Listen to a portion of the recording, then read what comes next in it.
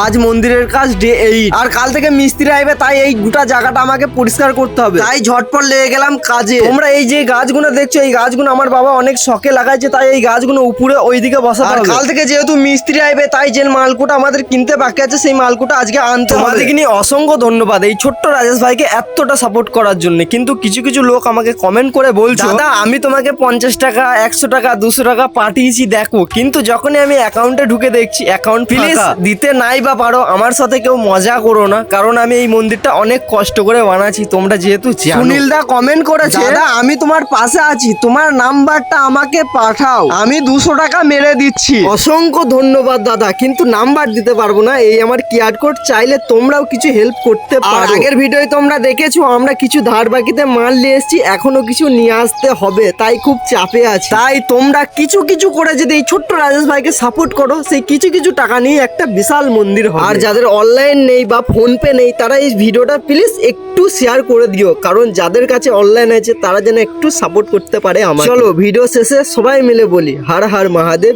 Joy Shriram.